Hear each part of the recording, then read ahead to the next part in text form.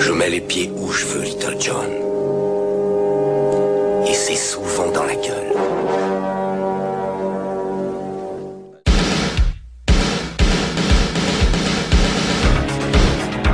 Je connais le kung-fu. Prouve-le-moi. 4e tacle. Le petit dragon accroche sa proie. Et avec sa queue, il frappe. Bien joué.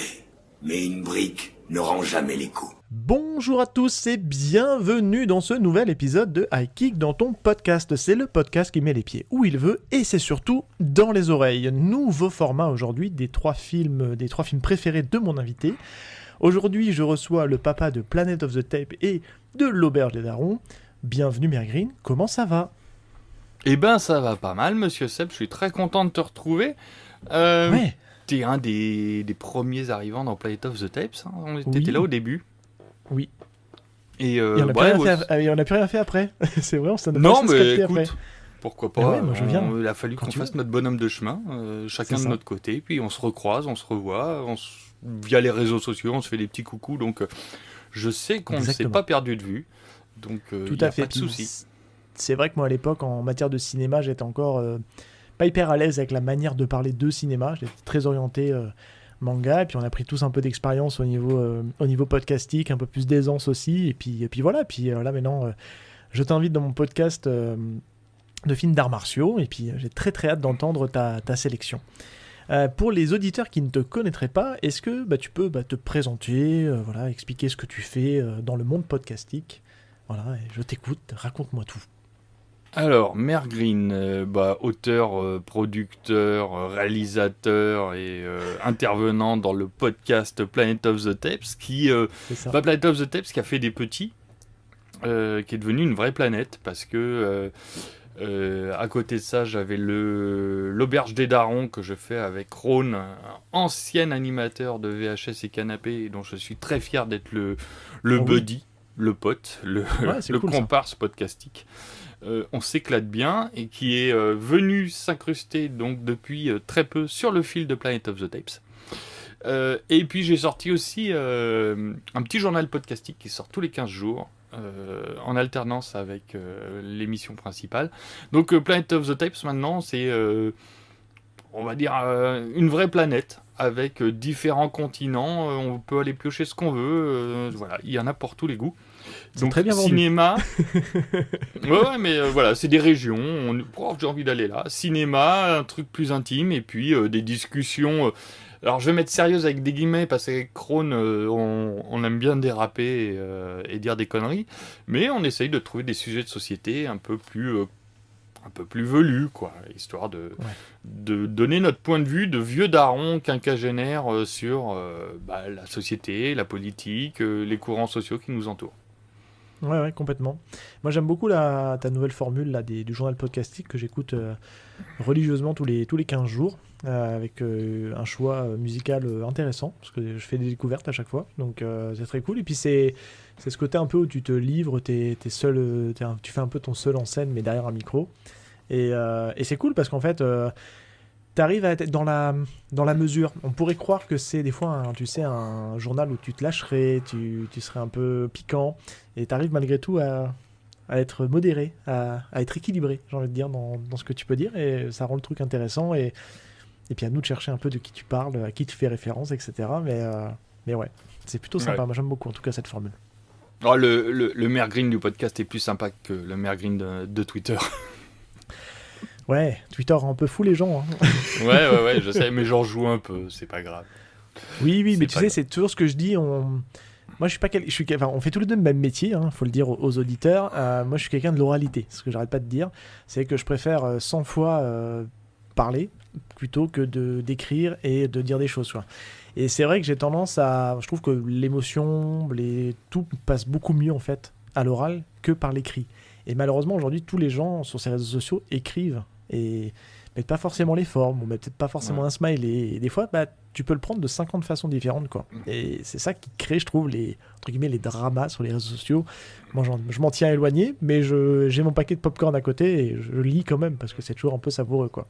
Ouais, c'est drôle aussi. T'as raison. Ouais. Complètement. Ce qu'on peut préciser, c'est que tu as rejoint depuis peu le label Galaxy Pop, si je dis pas de bêtises. Aussi pareil, dans la galaxie, dans la planète dans une galaxie. Purée. Et oui, Oh je là, suis une c'est planète fort. dans une galaxie, c'est exactement ça. Je tiens à saluer Monsieur Dany, qui est un type extraordinaire, qu'on Il a fait l'air. trop, donc faut qu'il lève le pied, mais qui est toujours là pour animer et faire vivre cet univers-là. La Galaxy Pop, c'est comme une station de radio, on peut aller chercher, Ouais. que ce soit en musique, en culture, en détente, en trucs rigolos. Il y a énormément d'émissions, et je suis très très très heureux d'avoir rejoint. C'est pas vraiment un label, on va dire une asso, voilà. Ouais. Il y a que des gens de bonne volonté et de bon goût. Déjà, ouais, on peut saluer déjà Nostalgeek, hein, avec qui nous on a fait une émission et qui en fait partie aussi. Avec Alors, son... Nostalgeek, il fait un peu partie de Planet of the Tapes aussi, hein, parce qu'il m'a quand Oui, même fait des bah, bien chroniques quotidiennes pendant 1 an et demi J'adorais. avec Le Corbeau. Très, très bien. Voilà, la Minute Branque, ça s'appelait. Non, je suis très fier de l'avoir accueilli, c'est un type en or. Le Corbeau est plus râleur, mais je l'aime quand même. Ouais, il a son entre guillemets, il a le mérite d'être connu aussi, et je trouve que il est assez pointu sur certaines choses, plutôt intéressant aussi, donc j'aime beaucoup. Le seul truc, tu vois, sur ce type de format-là, je trouve que malheureusement, les applications de podcast sont pas adaptées, tu vois, je trouve, au trop plein d'émissions dans un flux. Et pourtant, j'ai une capacité d'écoute comme toi. Je pense assez énorme parce que je fais beaucoup de routes et Bah oui. des fois j'arrive pas à suivre, hein, parce que y a trop de trucs qui arrivent, et moi j'écoute avec Apple Podcast et l'application gère mal, tu vois. Ah oui, alors Apple Podcast, c'est terrible. J'écoute aussi avec Apple Podcast parce que j'ai un iPhone, donc c'est quand même Bah oui. Pratique. l'application dédiée, et je crois que même les autres, il en veut pas. Il y a quasiment que celle-là, hein, qui est valable sur Apple. Il doit y en avoir Ouais. d'autres, mais les autres sont quand même plus dédiés Google. Mais Oui, et puis soit on t'as s'en de la pub sort, après. mais on s'en sort, mais putain, pour retrouver un épisode, remonter un fil, c'est carrément chiant. Ouais, c'est très très compliqué, et ils ont toujours un wagon, un train de retard par rapport à Spotify. Je suis pas un défenseur de Spotify, mais je trouve que Spotify a quand même pas mal progressé dans le côté ergonomie podcastique, j'ai envie de dire. Ouais. Et bref, bon. On C'est s'égare pas un grave. petit peu, mais voilà, on parlait podcast. Et ben écoute, j'ai envie d'introduire l'émission un peu comme je fais avec tous mes invités. J'ai envie de te demander un truc tout simple. Alors, 2 questions, voilà, maintenant c'est devenu un peu un rituel, la routine. C'est déjà, comment est-ce que tu es rentré en fait dans le cinéma d'arts martiaux, tes premiers souvenirs avec ce cinéma-là? Et ensuite, surtout, ce que j'aime bien, c'est en bonus, hein, est-ce que tu as pratiqué des arts martiaux? Et puis si oui, lesquels? Voilà, je te laisse parler, puis on échange là-dessus. Alors, comment je suis rentré dans le cinéma d'arts martiaux? Je suis d'abord rentré dans le cinéma de bagarre. Ok. C'est-à-dire que je suis d'un âge où il y avait les Trinitas, les Terence Hill, Ah oui. les Bud Spencer qui passaient au cinéma, et je les voyais à leur sortie. J'avais une grand-mère, quand je montais sur Paris, il y avait les cinémas des grands boulevards avec les doubles programmes, et j'allais me faire des Trinitas. On l'appelle encore Trinita. Ouais, les bourre-pifs, quoi. Les bourre-pifs. Et à cette occasion-là, j'ai vu mon premier film d'arts martiaux, et c'est le premier que je vais te présenter juste après, donc je te garde un tout petit peu la surprise. Ok. Mais donc, cinéma, la bagarre, les bourre-pifs, les claques avec les mecs qui volent, c'était Terence Hill et Bud Spencer, qui est une forme d'arts martiaux italienne un peu différente, on va dire. Oui. Ça marche, c'est efficace, on va dire. C'est efficace, mais voilà. Pour moi, si tu veux, je prends les films d'arts martiaux, je les mets avec les films de bagarre. Oh, oui, ça me choque Parce pas. que Ouais. j'ai pas les connaissances techniques pour te dire ça c'est tel ou tel art martiaux. Donc Mhm. du moment qu'il y a un mec qui se prend une mandale dans la gueule, je me dis c'est qu'il doit y avoir une technique quelque part, Ouais. même si elle est un peu chelou. Mais voilà. Et donc je te parlerai de ce premier film qui m'a vraiment introduit au cinéma d'arts martiaux. Et pour ce qui est du sport, alors toute forme de sport, depuis l'âge de 15 ans, je n'en pratique pas. Ce qui me permet d'avoir ce corps absolument parfait. C'est quoi, c'est un choix éthique? C'est quoi, c'est une... C'est de la paresse pure et simple. Non, j'ai fait du sport, mais pas du tout des arts martiaux. Je fais du sport jusqu'à l'âge de 15 ans. Je faisais du handball, des trucs comme ça. Quoi. Ok. Des trucs à J'en ai fait aussi. Ouais. Mais je suis nul en sport. Je n'ai pas la rigueur pour pratiquer ce type d'exercice qui demande quand même une concentration et puis une pratique Ouais. quotidienne. Et alors moi, je suis Alors, assez nul quotidienne, là-dedans. Peut-être pas, mais... Mais même hebdomadaire, tu sais, pour moi, c'est dur. Hein. Ah ouais, d'accord. Ok. Donc voilà, il faut que j'y arrive pas, je vais pas mentir. Oui, je non, vais faut pas se forcer. Hein. J'aimerais te dire que oui, bah bien sûr, des high kicks, j'en fais tous les jours. C'est pas du tout le cas. Je suis une tanche, je suis un bien meilleur spectateur que pratiquant. Ok. Après, il y a toutes sortes de sports. Hein. Tu peux marcher, tu peux... Alors ça, je commence plein à de m'y choses, hein. astreindre. C'est pas Ouais. encore ça, mais voilà, je vais me forcer un peu le cul parce que il faut, pour ma santé personnelle, déjà, ça peut être bien. Tu sais, je vais te dire un truc, toi qui, comme moi, on fait beaucoup d'hôtels, hein, on va se le dire. Moi, des fois, je m'astreins à prendre les escaliers, quoi, tu vois. Même si Ah je oui, suis au alors ça 3e par étage. contre, oui. Non, ça, les escaliers, je pratique. Je suis Parce que le cul dans la anti-ascenseur. bagnole, au bout d'un moment, ça va, Entre quoi. le sous-sol et les étages, ma maison elle est sur 4 niveaux, j'arrête pas. Ah oui, d'accord. Ok, ouais, donc... Donc, c'est déjà un bon... Ah bah une quotidiennement, bonne quotidiennement entretien. je dois faire 300 marches. Ouais, donc ça va. Au pire, ça permet de s'entretenir. Ok, Et j'arrive bah, à tu peu vois, près après, à garder la ligne. Donc, Et est-ce que tu avais des... Alors ça va peut-être spoiler un petit peu ton film, mais est-ce que déjà dans tes jeunes années, tu avais, hormis Bud Spencer et Terence Hill, est-ce que tu avais un peu des acteurs favoris, des petites marottes que tu aimais bien voir, plutôt américains, plutôt asiatiques, parce que tu es suffisamment, entre guillemets, suffisamment vieux, de vas-y, sagesse, dis le on va mot. dire le mot... dis vieux, politiquement c'est pas correct. grave. je le prends comme une qualité maintenant. Non, mais ce que je veux dire, c'est que tu as pu découvrir des choses que moi, qui me sont passées sous le nez, parce que j'ai une génération de moins que toi. Voilà, quels étaient un peu tes... Voilà, si tu avais des acteurs un petit peu récurrents qui revenaient comme ça. Alors, bizarrement, moi j'ai vu la naissance de Van Damme arriver sur les écrans, j'étais pile la génération et je suis passé complètement à côté, ça m'intéressait pas, j'aimais pas. Ok. Pourtant j'étais allé en voir un ou deux au cinéma, j'ai vu, alors de mémoire au cinéma, j'ai vu Cyborg et Double Impact. Ok, d'accord. Bon, Cyborg c'est quand même pas bon, hein, même à l'époque. C'est pas terrible, non. Ah putain, il arrive à faire un grand écart entre deux murs, il est trop fort. Bon, le reste ça m'emmerdait. Double Impact, je trouvais ça bas du front et c'est peut-être pas le meilleur Van Damme. J'ai pas été dans le truc Bloodsport et tout, j'ai pas été du tout sur cette ligne-là. Pour Ok. moi, les mecs qui faisaient de la castagne, c'était en vidéoclub. Alors, putain, je vais te paraître hyper ringard. Hein. Le film de bagarre, c'était D'où dur et dingue où ça va cogner avec Clint Eastwood, quoi. Et Clyde de Laurent Houtan. Je sais pas Ok. si tu vois de quoi je parle.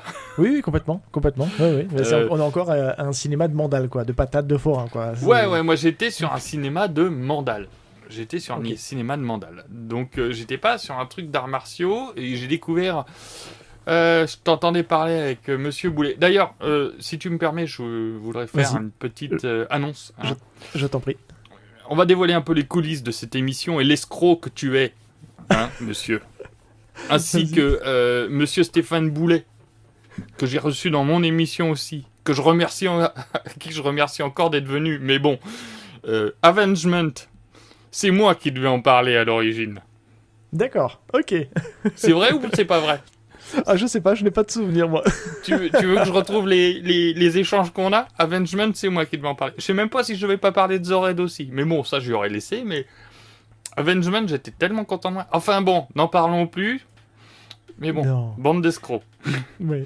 C'était quoi Après, la comme je question? t'ai dit, vous avez le droit à chacun de prendre Oh les bah mêmes non, que les autres. ouais, Après, je je sais sais pas, que toi, y a tu pas- tenais à cœur, ça tenait à cœur de vraiment te proposer autre chose. Et encore, enfin, grand bien t'en fasse, hein, tu vois, j'ai Non, envie mais de je te te dire. taquine. Hein, c'est Non, pas- mais je sais bien, t'inquiète pas. Mais moi, j'avais pas mal d'auditeurs qu'on citait les mêmes parce qu'ils avaient un rapport, un affect. C'est surtout ça qui m'intéresse, en fait, c'est le rapport que tu as par rapport au film et qu'est-ce que tu peux avoir à raconter dessus. Donc, t'aurais pu reparler d'Avengement, ça m'aurait pas posé problème, surtout que c'est un super film, quoi, faut se le dire. Ah bah, c'est quand même... est-ce que c'est le meilleur Scott Adkins? J'aurais pu parler d'Universal Soldier 4. Mais je sais Alors- pas si ça a été fait chez toi.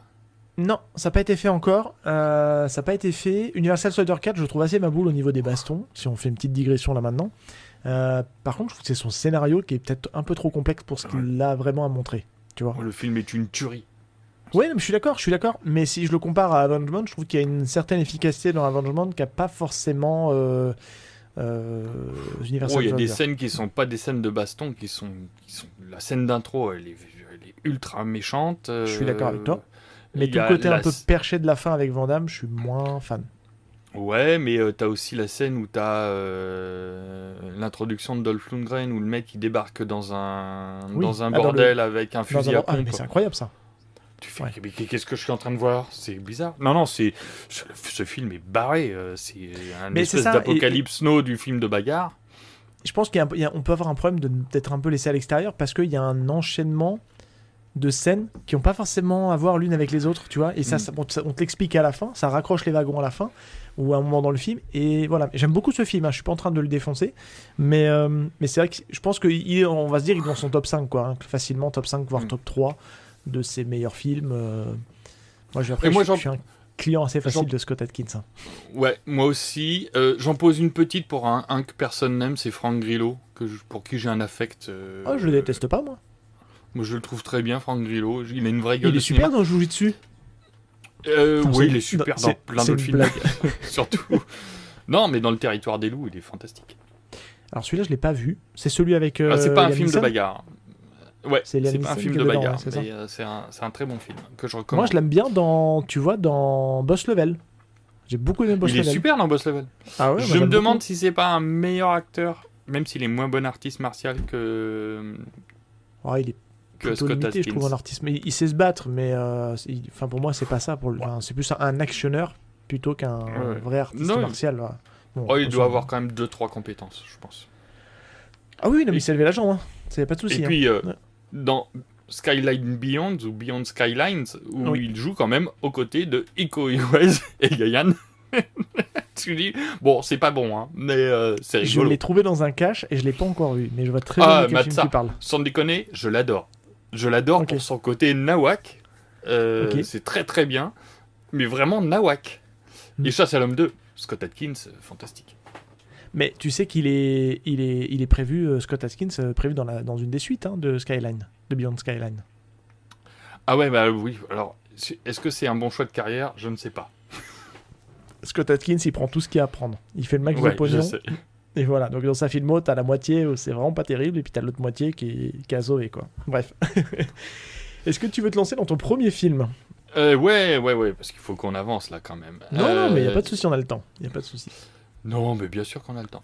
Ok, mon premier film, on va aller aux origines du mal. C'est le premier film d'arts martiaux que j'ai vu. C'est Le Chinois en français, The Big Brawl en VO.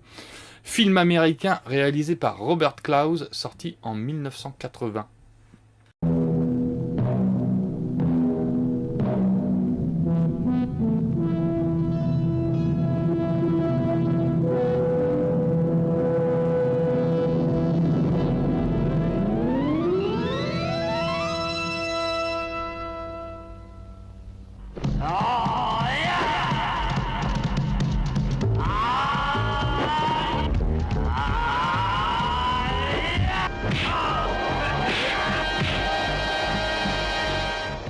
Waouh, super choix. Eh ben écoute, je te laisse en parler. Donc, comme je l'ai dit, ma grand-mère m'emmenait au cinéma quand j'étais petit. Je montais à Paris, elle habitait à Montreuil, et au cinéma, le Méliès passait Le Chinois. Et donc, vu l'année de sortie française, février 1981, j'ai dû le voir à peu près à sa sortie. Il faut savoir que le temps d'exploitation des films était beaucoup plus long, ça pouvait durer plusieurs mois à l'époque. Et j'ai vu mon premier Jackie Chan à 9 ans. C'est celui-là, du coup? C'est celui-là? C'est celui-là. Ok. Le Chinois. Qui se passe dans les années 30. L'histoire se passe dans les années 30 à Chicago. Et donc, Jerry, il s'appelle pas Jackie dans celui-là. En général, il l'appelle Jackie. Pas là. Il n'est pas encore vraiment Jackie à ce moment-là. Hein. Il n'est pas encore Jackie. Est un jeune émigré et il protège le restaurant de son père ou de sa famille par des malfrats. Grosso modo, c'est l'histoire d'un des Bruce Lee, celui-là, je crois. Oui, c'est La Fureur du Dragon. C'est La Fureur du Dragon, c'est celui-là. Et c'est pas, on peut le dire rapidement tout de suite, comme ça on a évacué la facilité. Robert Clouse a réalisé Opération Dragon. Bruce Lee aussi, Opération Dragon. Voilà. Et oui. Et donc, Bisbee avec la mafia locale, il est contraint de participer à des tournois illégaux, et les gangsters kidnappent sa nana, il va falloir qu'il la récupère. On est vraiment sur les codes du film martial fait pour les Occidentaux. Mais on a voilà, ce qu'on voulait voir, nous, déjà, c'était de la bagarre, des tatanes et les pirouettes de Jackie. Et moi, je connaissais pas Jackie Chan, parce que c'était un de ses premiers. Je crois que c'est avant Police Story, hein, celui-là. Et c'était pas encore la superstar qu'il allait devenir. C'était déjà une star en Chine, mais pas chez nous. Je précise que la musique était aussi de Lalo Schifrin, celui qui avait fait la musique. Juste de Lalo Schifrin, et ça s'entend. et voilà. Et moi, j'avais 9 ans, et je vois un film de bagarre avec des coups de pied sautés, du kung-fu, quoi. Un truc de... Et j'étais comme un dingue, parce que c'était inédit en France, où on était très peu, pour l'instant, à l'avoir vu, ou alors c'était des trucs qui étaient interdits aux petits, et tout ça. Mais là, il y en avait... Je veux dire, il y avait un côté un peu familial. Et j'étais comme un dingue. J'étais comme un dingue sur mon fauteuil. Et tu sais, t'imagines... Je sais pas si ça t'est arrivé quand t'étais gamin. Mais tu sors d'un film et moi, quand j'étais allé voir Indiana Jones, j'avais qu'une envie, c'était de bondir sur une voiture et de rouler et de passer en dessous. Oui. Et ben là, c'était pareil. Moi, je voulais mettre des manchettes, grimper sur un échafaudage et sauter et bondir d'immeuble en immeuble et de faire du patin à roulette en mettant des high kicks. Et j'étais comme un fou. Alors, moi, ça me faisait ça avec les films de Van Damme. Moi, j'explique souvent, mais moi, mes premiers contacts, c'est les films de Van Damme étant plus jeune. Et c'est ce qui m'a fait me mettre au karaté, etc. Ça, j'ai déjà dit plusieurs fois dans le podcast. Mais pareil, quand je regardais les films, j'avais envie de reproduire les mouvements devant ma télé, tout ça. C'était. Et t'as dû casser des trucs au passage, tu vois. Exactement. Certainement. Oh merde, le vase, il est parti. Oh zut. Et ouais, et ce film, écoute, j'ai pas pu le voir pendant... Je vais pas te dire de conneries, parce que je l'ai revu il y a 3 ans. Ok. En disant, il y a le chinois, c'était un coffret de Jackie Chan en solde, il y avait 10 films dedans. Oui, les fameux. J'ai pris, celui où il y a Soif de justice. Alors j'ai l'autre, moi. T'as pas le chinois dedans. Je crois qu'il y a 3 coffrets. Un truc comme ça, 3 ou 4 coffrets. Ouais. Tu sais quoi ? Je me souvenais encore de la BO avec le sifflement. Il y a une mélodie qui est sifflée et je l'avais encore en tête. Ce film m'avait marqué, imprégné la rétine. On mettra la musique en fond pour les auditeurs, de toute façon. Et je pouvais pas te refaire l'histoire et tout ça, mais je voyais des scènes. Oui. J'avais des scènes qui m'avaient marqué. Alors comme je suis pas un expert en arts martiaux, je crois que c'est le kung-fu qui pratique principalement. Ouais, c'est du kung-fu, c'est du kung-fu, exactement. Kung-fu, alors Kung-fu hérité de l'Opéra de Pékin, puisque au même titre, il est de la même génération au niveau de l'académique Sammo Hung, Yuan Biao. C'était les 3 potes. Les 3 poteaux de l'Opéra de Pékin. Et clairement, on lui a longtemps collé l'image, tu sais, du successeur de Bruce Lee. Et quand il a voulu chercher à faire du Bruce Lee, ça n'a jamais marché. Et c'est à partir du moment où il a commencé à rentrer un peu plus dans du kung-fu, un peu gag, tu vois, avec un peu de comique dedans, c'est là où il s'est vraiment différencié et que, il est devenu ce qu'il est devenu aujourd'hui, quoi. Ouais. Mais c'est un super film. Et alors, pour la petite histoire, j'aime pas les Bruce Lee. Putain, je vais me faire tuer, moi. Je suis pas un fan du tout de Bruce Lee. Non, mais je peux comprendre, ouais. En fait, je le trouve triste, mais c'est peut-être par opposition à Jackie Chan, qui est le premier que j'ai rencontré, en fait. Et son côté frappe qu'une fois m'emmerdait un peu. Moi, je voulais qu'il y ait un peu de fight. Et en fait, Bruce Lee, il est trop fort. Son truc, c'est qu'il... Bon, faut qu'il y ait Chuck Norris pour que ça résiste un peu, mais sinon, il mettait un pain, les mecs tombaient. Je dis, mais non, il faut ou alors, fallait qu'il soit 15 autour de lui, quoi. Après, c'était un peu le principe de son art martial, c'était de mettre hors d'état de nuire un adversaire le plus rapidement possible. Ouais, mais je trouvais que finalement, son art était anti-cinématographique, même si c'était inédit. Pour moi, j'exagère, mais il était trop efficace. Les gens ne voient pas, mais je suis en train de dodoliner de la tête. Il dodeline, hein. Mesdames et messieurs, je vous confirme. Il dodeline... non, vraiment. Parce que je peux juste rebondir là-dessus. Je trouve que martialement, ce qu'il proposait pour l'époque, c'était un gros coup de pied dans la fourmilière de ce que pouvait avoir de l'héritage de la Shaw Brothers et de tout ce de Wu Chapian, donc les combats en costume, etc. Mais par contre, là où je suis d'accord avec toi, ça reste des films assez inégaux, tu vois, dans la réalisation, dans le côté rythme. Moi, j'ai un peu de mal avec Big Boss, tu vois, je le dis souvent, il y en a plein qui crient au chef-d'œuvre Big Boss. Moi, j'ai un peu de mal avec Big Boss, tu vois, je trouve que c'est un film qui est un peu long. La fureur de dragon, il y a plein d'effets comiques qui fonctionnent pas. Les scènes de combat sont cool. Mais dès que tu vois plus Bruce Lee se battre, bah, c'est assez moyen la manière de se battre. C'est les autres, entre guillemets, figurants qui sont censés savoir se battre, c'est pas ouf. Bah, on parle même pas du jeu de la mort qui est un film inachevé. Voilà, moi j'aime beaucoup La Fureur de Vaincre. Et puis après, il reste quoi? Il reste Opération Dragon. Opération Dragon, je l'aime beaucoup aussi. Mais c'est vrai que. Bon, Opération Dragon, on était plus près parce que c'était des codes, comme c'était fait par un Américain, c'était des codes visuels. Et puis c'est le pinacle de ce que faisait Bruce Lee, quoi. Hein. Clairement, là, il était au summum de son art. Hein. Et voilà. Oui, en fait, Bruce Lee, je le trouvais pas drôle, mais comme j'étais gamin, moi, tu vois, comme je te l'ai dit, je sortais de Terence Hill et Bud Spencer. Je sortais de Terence Hill et Bud Spencer, où c'était gag et tout, machin. Et donc, Jackie Chan, pour moi, c'était une bonne transition.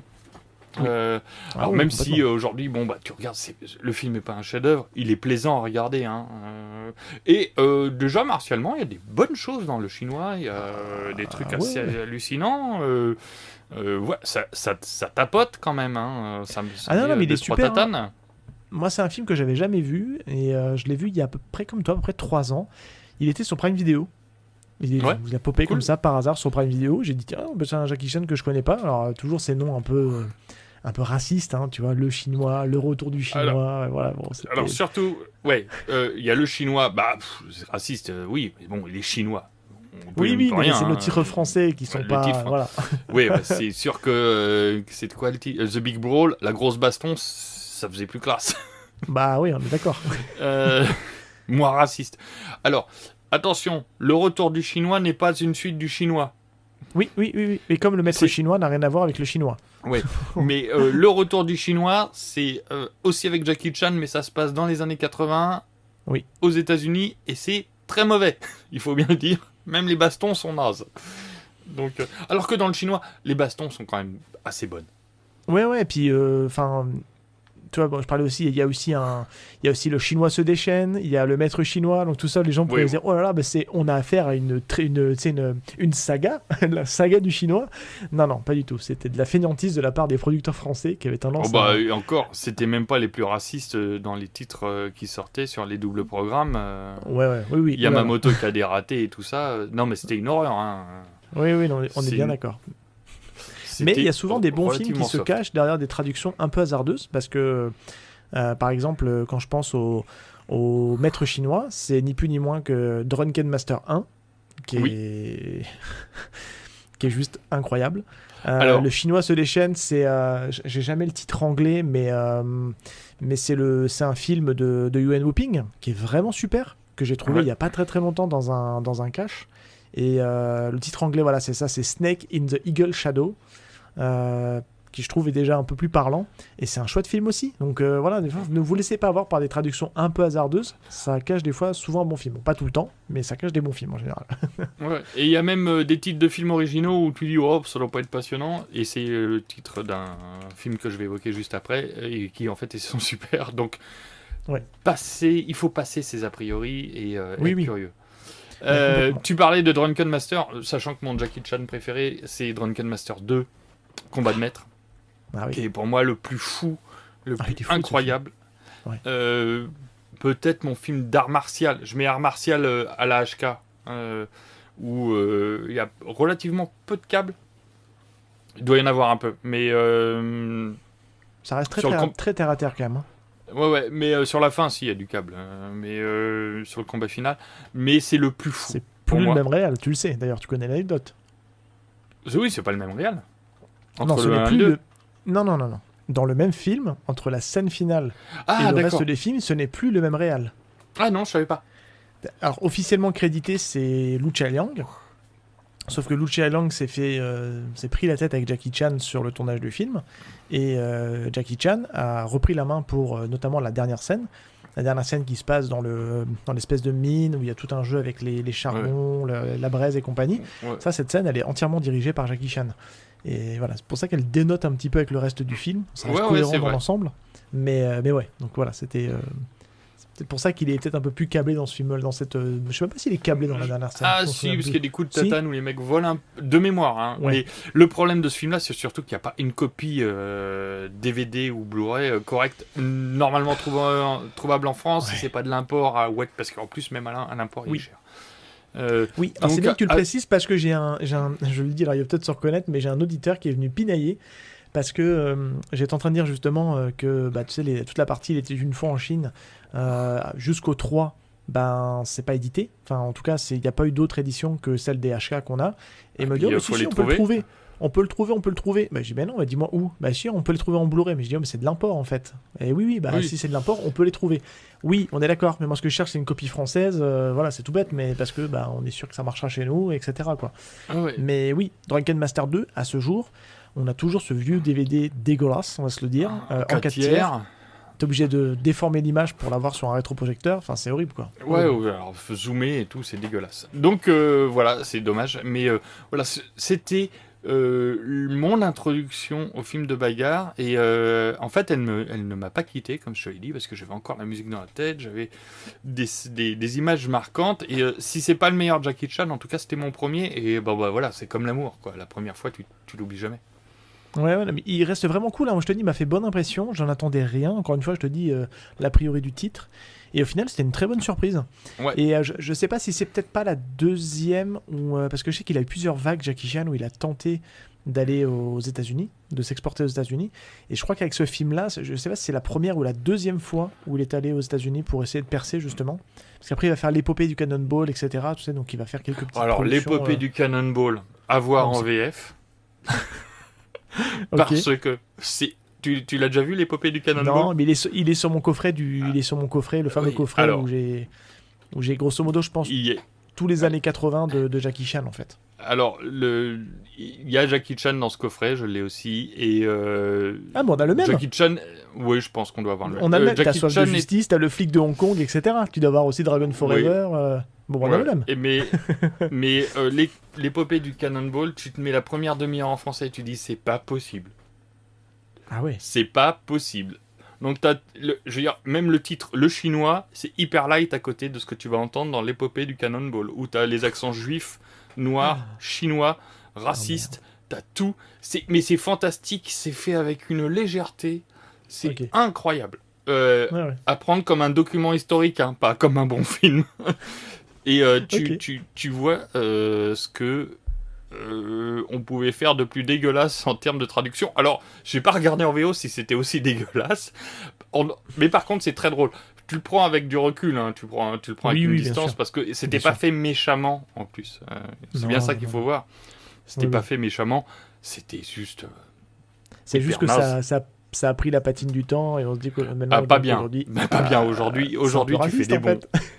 Oui, carrément. Mais c'est...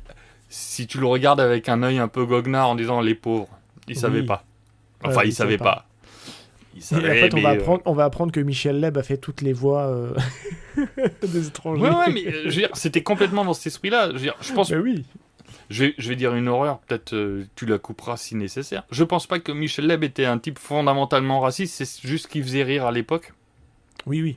Et je pense pas que le mec soit fondamentalement un vrai raciste, c'est juste c'était dans l'air du temps. L'accent chinois ou l'accent on l'a tous fait quand on était môme. Quand on était gamin, voilà. Et c'est pas pour autant qu'aujourd'hui, moi je suis très très loin de voter à droite et à l'extrême droite. Je suis plutôt sur l'autre spectre. Si vous écoutez les darons, je pense que vous aurez vite compris qu'on est plutôt de l'autre bord. Oui, c'est ça. Je voulais mentionner, dans le rôle d'un bad guy, d'un chef mafieux, José Ferrer qui joue dedans. Alors José Ferrer, c'est un acteur hollywoodien, un peu second rôle. C'était le papa d'un monsieur qui s'appelait Miguel Ferrer. Ferrer, on le voit notamment dans Robocop, qui est un de ses plus grands rôles. Qui est décédé il n'y a pas longtemps, Miguel Ferrer. Il est mort en 2017 ou 2019, un truc comme ça. Ouais. Et qui joue José Ferrer, l'empereur Padishah Shaddam IV dans Dune, le Dune de David Lynch. Ah, ok, c'est lui, d'accord. Et oui, c'est lui. Et il a fait plein d'autres rôles. Mais bon, voilà, un mec qui allait devenir une figure emblématique pour moi, en tout cas, et qui aura fait des figures emblématiques. Donc voilà, c'était pour la petite anecdote, le petit plus, le petit bonus. Tu vois, j'avais pas fait le lien, le nom me parlait, et moi j'aime beaucoup l'acteur Miguel Ferrer. Moi j'ai regardé pas mal de ses films. Il nous a Mutant aquatique dans en les liberté. années 90. De quoi? Emmaël, Mutant aquatique en liberté. Je l'ai pas vu celui-là. Oh là là, chef-d'œuvre. Il y avait Léviathan de Pan Cosmatos et Mutant aquatique en liberté qui était un sous-Léviathan. vu au cinéma évidemment à l'époque, parce que tout ce qui pouvait être série B un peu crasse-poc, j'y allais. Moi j'étais vent debout et j'étais le premier à la caisse. Ok. Ok, bah, tu vois, Déjà, donc, rien il y que a le titre. plein de choses à voir encore. Ah oui, rien que le titre, Mutant aquatique en liberté. Tu dis oui. Ouais, c'est toujours un titre qui m'a intrigué, le fait que tu en c'est parles. macabre. Je vois très bien ce que c'est. Mais après, le voir encore, c'est autre chose. Ah bah, et tout le monde n'affronte pas un homard géant en se levant le lundi, quoi. Non, c'est sûr. Ça, on leur laisse. Est-ce que tu veux basculer sur ton deuxième film? Mais bien sûr. Ah. Mon deuxième film. Alors là, on est un peu plus sérieux dans la bagarre. Je vais te parler de Taichi Masters. Dans la Chine ancestrale, l'enseignement des arts martiaux assurait puissance et sérénité.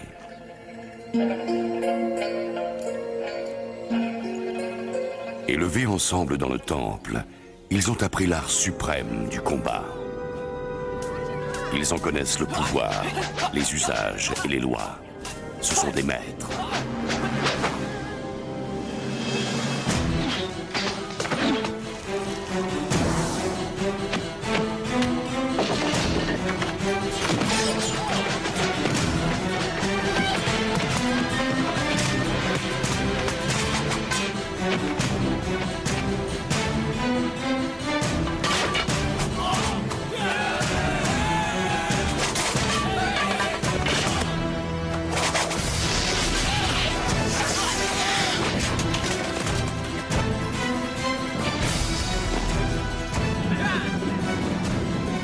Mais le destin va les opposer et en faire des adversaires.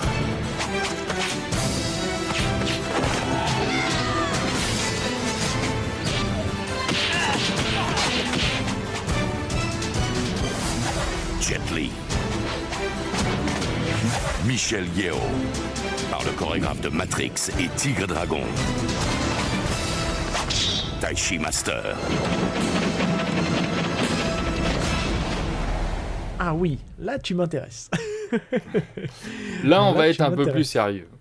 Oh là là, quel film. Taichi Quel Master, film. que j'ai vu, alors là, c'est pas il y a quelques années, je l'ai découvert il y a quelques mois. Tu l'avais jamais vu? Et non, Ah, parce que, ok. tu sais, moi, j'écume les Easy Cash et tout ça, et, Oui, mais oui, cela oui. dit, alors, c'est... il se trouve il est facilement en ressorti- cache, hein. En effet. L'édition HK Ouais, se trouve très facilement en cache. Et en plus, l'édition est pas trop mal, c'est un digipack et tout, elle est assez Ah jolie. ouais. Ouais, puis il y a la blinde de bonus. Non, Ouais, franchement, il y a c'est une... Alors, je sais C'est qu'il est top. ressorti en plus en Blu-ray ou 4K, non, Blu-ray il y a pas très longtemps, mais Ouais. j'ai l'impression Mais- que le master est pas ouf. Non. Enfin, Non, alors je les... voudrais pas mettre une pièce, excuse-moi de te couper, hein, je voudrais pas mettre une pièce, mais je suis persuadé que c'est un DVD RIP. Voilà. Comme les... mince, comment il s'appelle ce film avec Jackie Chan Oh, bah zut, j'ai un trou de mémoire sur les pirates. Et les là, ça me revient pirates. plus. Oui, oui. Ah, les marins des mers de Chine. Marin du Mar de Chine, merci. Et ben, c'est un DVD RIP en fait. J'ai pris la version Blu-ray D'accord. et... Et c'est upscalé, quoi. C'est juste upscalé, ouais, exactement. Ok. Ouais. Mais là, moi, l'édition DVD que j'ai, elle est très propre en attendant. C'était, Ah bah ouais, ouais. Elle est nickel. Donc, c'est sorti en 93. Est-ce que tu veux rappeler de quoi ça parle avant? Oh bah c'est simple, c'est l'histoire de deux orphelins. Alors j'ai plus les noms exacts. Oui, c'est pas très grave, ça t'inquiète pas. Et ils sont élevés dans un temple Shaolin où ils apprennent les arts martiaux. Alors le tai chi. Alors pour moi le tai chi, c'était faire des figures, la présentation au soleil. Mais non, le tai chi c'est apparemment un vrai art martial où on peut faire mal aux Ouais, gens mais- avec. J'ai eu des mots un Et- peu malheureux dans le dernier épisode, mais heureusement personne n'a relevé, mais j'ai eu tendance à dire que le tai chi était pas un vrai art martial, et quand j'y ai réfléchi après, j'ai dit, ah, j'aurais pas dû dire ça, en fait, c'est Il un paraît art qu'on- martial. C'est un art. Bah, art martial, c'est quoi? C'est le fait d'être martial, c'est de pouvoir taper ou c'est juste le fait Non, d'être non, une c'est juste en discipline fait, c'est juste la pratique en fait, la pratique avec un enchaînement de mouvements qui Mhm. a pour but soit de méditer, soit de frapper, soit de se Ouais. défendre. Voilà, c'est un truc en fait, c'est un mot générique Ouais. pour les mouvements du corps. Voilà, c'est un Ouais. peu ça l'idée quoi. Faudrait que j'aille voir, Ouais. mais je vais pas le faire là. Mais pour moi, le martial, c'est le côté très discipline, tu vois. de Ouais, quelque mais dans le chose. tai chi, t'as de la discipline aussi. Hein, Ah clairement, oui, hein, bien c'est- sûr. Ah ouais. Et puis, ils se font exclure du temple au bout d'un moment, parce que je crois qu'ils font un peu les cons. Ils ont, Alors, j'apporte juste une petite précision. Au départ, en fait, au tout départ de l'histoire, c'est pareil, je l'ai revu il y a pas longtemps, puis c'est un de mes films de chevet. Ils commencent par le tai chi, en fait. Hein. Ils sont tous les deux experts on va dire des arts martiaux Shaolin, parce que c'est des moines Shaolin qui sont qui ont été recueillis par l'orphelinat, et donc ils font du kung-fu, en fait. C'est du kung-fu plutôt classique, traditionnel. Ouais. Et c'est après que le plot du tai chi arrive suite à une certaine mésaventure, mais je te laisse reprendre la main. Et puis, donc, ils se font exclure, ils commencent à faire un peu les clochards, à mendier, à vivre leur vie. Et au bout d'un moment, il y en a un qui rejoint un espèce de groupe dissident révolutionnaire, et l'autre va s'engager dans l'armée régulière chinoise, et ils vont devenir ennemis. Et donc jusqu'à une confrontation finale, chacun prenant un peu du galon dans chacun leur clan, quoi. Et c'est réalisé par roulement de tambour, Yuan Whooping. Attention, quoi. Alors attention, j'ai toujours un doute, est-ce que c'était vraiment un super réalisateur plus qu'un excellent chorégraphe? Je ne sais pas. Le film passe très bien. J'ai envie de dire les deux, parce que je peux te dire, pour en avoir vu d'autres de lui, ces réals sont très cool, hein, franchement. Ouais. Et ça passe très très bien. Donc on a comme acteur principal Jet Li. Donc, ni plus ni moins. Voilà, ni plus ni moins, donc la classe. Jet Li, qui n'est pas mon acteur martial actuel préféré. Moi, je préfère un Donnie Yen. Bah oui, bien sûr. Parce que Jet Li, je lui trouve j'ai un reproche à lui faire, c'est que c'est un excellent artiste martial. Je trouve que Donnie Yen est un meilleur acteur, et c'est important aussi pour faire un film. Ça se discute parce que quand tu l'écoutes en VO, tout ça, il a quand même une petite palette d'émotions quand même pas négligeable. Ouais, mais elle est petite, comme tu l'as dit. Ouais, mais tu vois, tu le prends dans Les Il était une fois en Chine, c'est très très correct, hein, ce qu'il fait niveau acting. Et tu vois, Il était une fois en Chine, c'est pas forcément... Il y a des arts martiaux dans le Il était une fois en Chine, mais c'est quand même, on est sur de la fresque historique, ou, tu vois, il y a du... Ouais. Tu vois, et forcément, c'est plus le jeu d'acteur qui est mis à contribution, et clairement, moi je trouve qu'il fait super mal le taf. Hein. Enfin, moi je suis un gros Yankee des deux, donc ça, voilà, pas... Bon, ma préférence va plutôt vers Donnie Yen au niveau acting, mais bon, c'est mon avis.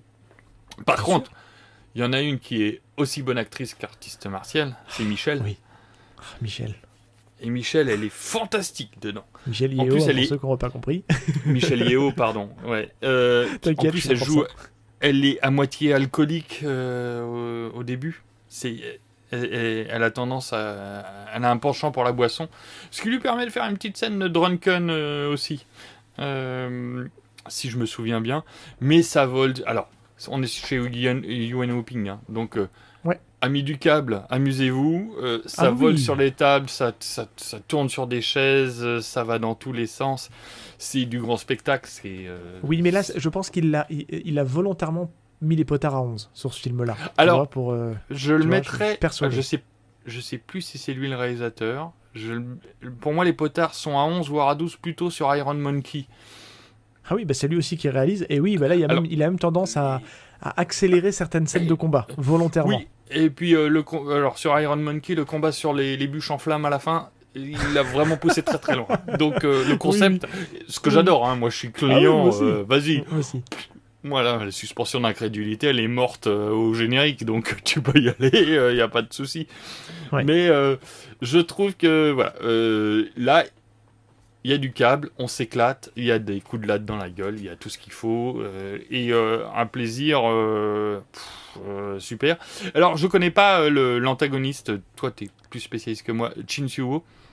Eh ben, l'antagoniste, en fait, tu l'as vu, son rôle le plus emblématique dans lequel tu l'as vu, c'est dans Fist of Legend.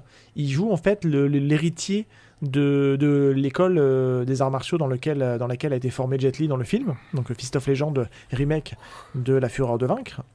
avec Bruce Lee, et il joue en fait l'élève, en fait, enfin il D'accord. joue l'héritier légitime de l'école, avec lequel Jet Li va avoir un combat où Jet Li a une approche plus moderne des arts martiaux, parce qu'il a été, il a voyagé, il est allé au Japon, etc. Et du coup, le personnage de Shin Chio, lui, pour le coup, il est encore très traditionnel, quoi, tu vois, dans ce principe-là, et c'est ces deux styles qui vont s'affronter. Et pour le coup, voilà, il a un plus petit rôle dans celui-là, mais pour autant, c'est peut-être un de ses... je sais pas dans quoi d'autres il a joué après, je t'avouerai, j'ai pas vérifié Moi non sa plus. filmo. Et il faudrait regarder, mais pour moi, là comme ça, là, tu vois, je te dirais, alors les spécialistes diraient, voilà, il a fait celui-là. Alors a priori, il a joué dans la saga des Mister Vampire, que je possède, mais que je n'ai pas encore vu. Alors, moi, Merde. j'ai regardé le premier. C'est dur. c'est waouh. J'ai chopé le Si. coffret à pas très cher. Et, Oui, mais faudra tout que le je me monde les fasse chope un le jour. coffret à pas très cher. T'es pas le seul, je te rassure. Oui, j'en doute bien. C'est une autre culture. Ouais, c'est alors Je sais pas si tu sais ce que c'est qu'un vampire. Je sais pas si tu Ouais. sais ce que c'est qu'un vampire Pas du tout. dans la version HK, comment Hong c'est Kong représenté. Non, pas Hein du tout. C'est un Non, fantôme, c'est un c'est mort un- vivant, en fait. Ouais, c'est une espèce de mort-vivant avec des dents pointues mais qui sautille sur place. Et tout blanc. D'accord. Ok. Donc, tu dis, ah ouais, non, on n'est pas du tout sur un Nosferatu, sur le Dracula de Coppola. Ouais. C'est une autre culture. Ok. Ouais, c'est un peu, voilà, tu dis, ah, alors ça doit Mais l'acteur bien est- marcher. pour- Voilà, il y a... Pour revenir à l'acteur, je dis, moi je trouve qu'il est très bon dans Taishi Master. Et c'est vrai que ce il est très film-là, excellent. pour rebondir un peu sur ce que tu disais, c'est un film, nous on les a vus un peu en décalage par rapport à sa vraie sortie à Hong Kong, parce que c'est sorti dans le milieu des années 90. Nous on l'a eu plutôt dans les années 2000, tu vois.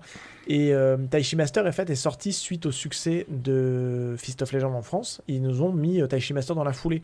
Et Taishi Master, en fait, moi c'est un des premiers que j'ai découvert en fait de Jet Li dans sa période hongkongaise. Et comme je le dis assez souvent, sans être vraiment conscient du cinéma de Hong Kong. Tu vois, je me dis, oh, c'est un film avec Jet Li, c'est trop cool.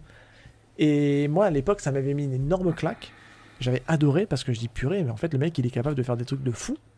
Et le fait de l'avoir revu récemment, ça n'a pas pris une ride. Vraiment, moi, c'est un film que j'adore parce que je trouve que l'histoire, elle est cool, un peu classique, mais il y a le mariage entre l'humour, le fun et le côté vraiment arts martiaux. Il y a un bon Ah oui, équilibre, je trouve. Ah ouais. Parce que souvent, moi je cite souvent cet exemple-là et je termine et après je te laisse reprendre la main. J'aime beaucoup Police Story. Mais par contre, Police Ah, Story, j'adore Police le Story. fil me sort quand Jackie Chan fait de l'humour. C'est-à-dire qu'il commence à jouer avec les téléphones. Je suis pas sensible à ce humour. Même là, il Par est pas contre, mauvais. Il y a un côté très Buster Keaton quand il joue avec les Exactement, téléphones voilà. et tout ça. Et moi, je suis client. Il n'y a pas de problème. C'est plus dans alors les dialogues et leur traduction.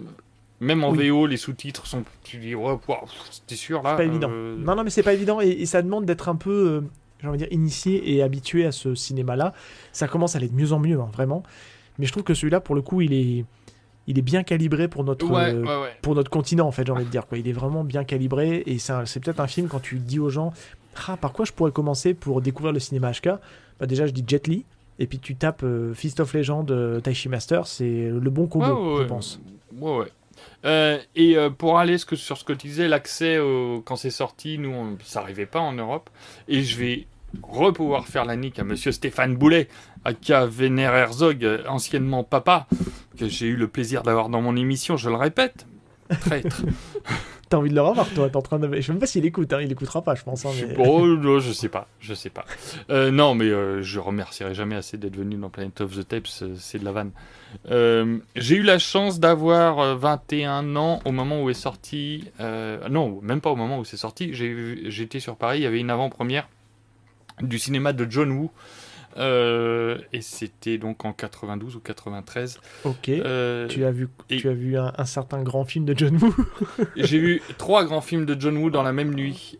Et Je j'ai vais me découvert, mais 6 mois avant les premières sorties, il n'y avait que des passionnés, c'était le Cinéphage, un magazine qui n'existe plus, où officier Rafik Djoumi notamment, qui Ok.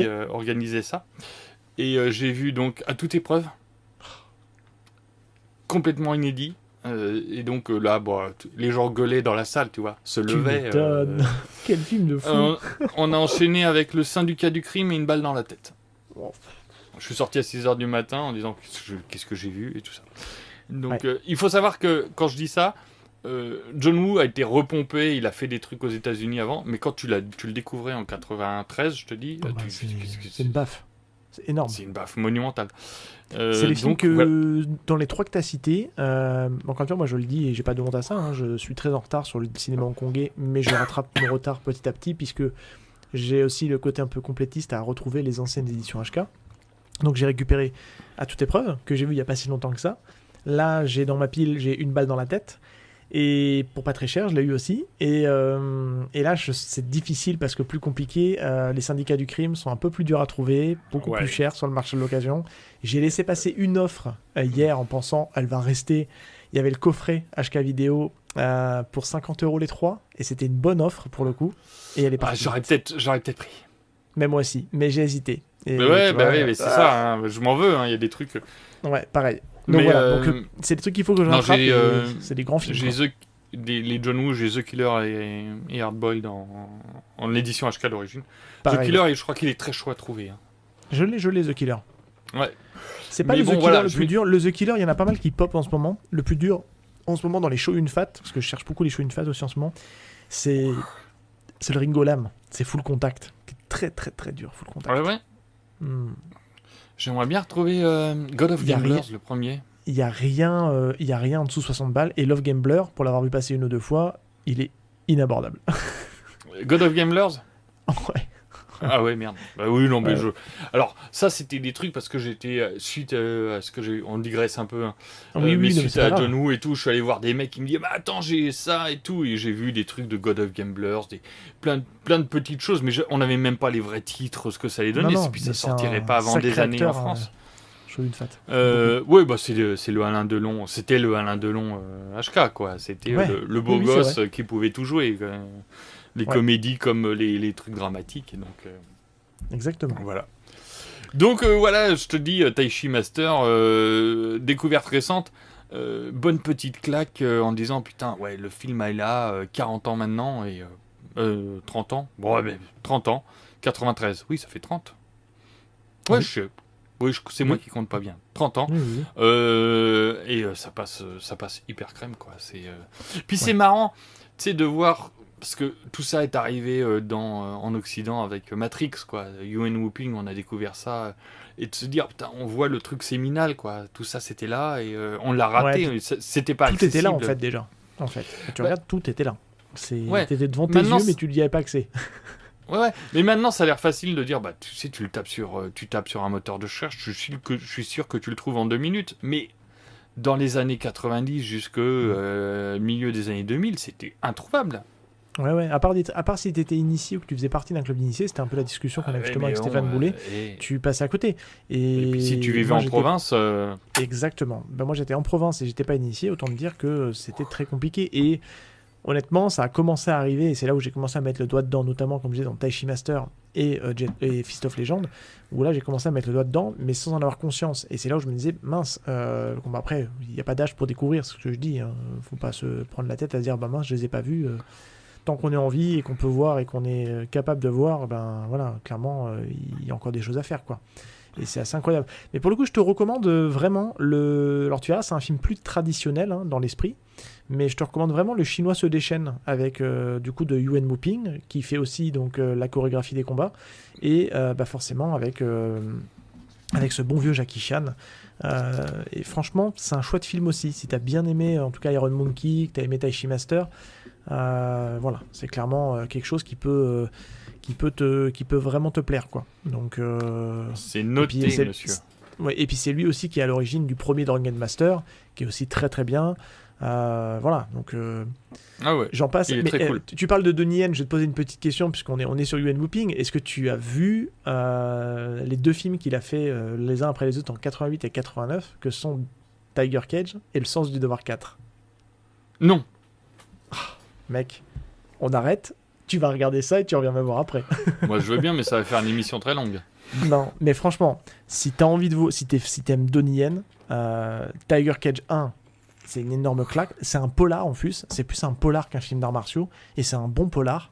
Tu as Le Sens du Devoir 4, qui peut-être le meilleur Sens du Devoir, mais les autres sont pas mal hein, aussi, mais celui-là, il est vraiment fou. Et il y a le Tiger Catch 2, qui est aussi avec Donnie Yen. Il y a un coffret là qui est sorti il y a pas longtemps là chez Metropolitan, que moi j'ai foncé dessus direct, et franchement c'est incroyable. Enfin, les scènes de combat sont folles. C'est du bon Donnie Yen, quoi, vraiment. Ouais. Mais moi, j'ai plus le titre en tête, hein, mais j'ai mis un DVD que j'avais pris juste sur le nom de Donnie Yen dans un Easy Cash. J'ai mis le truc, j'ai failli balancer le DVD en travers la pièce. Une merde, mais sans nom, j'ai plus le titre. Mais je te retrouverai ça. Ah oui. Oh, il en a fait des merdes, hein, Donnie Yen. Hein, clairement. C'est dégueulasse, c'est immonde. On est d'accord que c'est sa période HK ou sa période américaine? Période HK. Période HK. Bah, attends, si les mecs avaient fait que des chefs-d'œuvre, ça se saurait aussi. Hein. Ah mais non, mais bien sûr. Non, on est d'accord. Hein. Il a pas fait que des bons films. Des fois, il a des choix un peu hasardeux. Voilà. Et puis dans sa période américaine, avant que la place soit laissée entre guillemets. C'est Jet Li qui occupait le truc. Hein. Mais bien sûr. Moi, je suis persuadé que tant que Jet Li était là et que Jackie Chan trustait tous les rôles importants, Donnie Yen, c'était un peu le troisième larron, hein, clairement. Hein. Ouais. C'était le troisième larron. Maintenant, tu le vois dans un Star Wars, quoi. Ouais, oui. Alors ça, c'était encore dans ses premiers rôles, toi, avant vraiment qu'il explose, hein, le Star Wars. Ouais. Mais bon. Parce que le Star Wars, pour ne pas faire d'arts martiaux. En plus, pour ne pas faire d'arts martiaux. Oh, non, il était dans Blade. Il était dans Blade 2. Oui. Bien avant. Oui. Mais il fait un peu des arts martiaux hein, dans le Star Wars. Hein. Il fait du bâton. Ouais, oui, light, hein, par rapport à ce que tu sais, ce que le monsieur peut faire, tu fais ouais, bon, allez, merci. C'est sympa d'être venu. Fallait un chinois, on va en mettre un. Oui. Mais un bon, chinois aveugle en plus, parce qu'il est tellement fort Donnie Yen qu'il faut le nerfer pour éviter qu'il pète trop les bouches aux gens. Bah oui, parce que là, je veux dire, il met une Tawan à Dark Vador direct. Ouais, il est beaucoup trop fort ce mec.